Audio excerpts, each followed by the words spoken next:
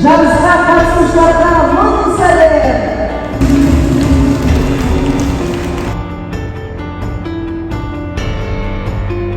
Біздің спортшыларымыздан келгеніне бізге өте қуаныштымыз.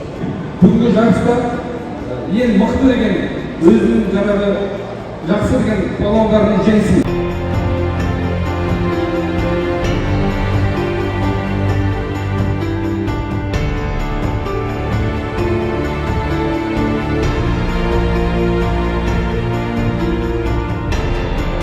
Енді есіртке қарсы іс-қимыл департаменті болғандықтан осы жастарға арнайы өзінің күш жігерін салып спортқа баулап жатқандықтан бір кішігірім сертификатымызды ұсынып қояйық.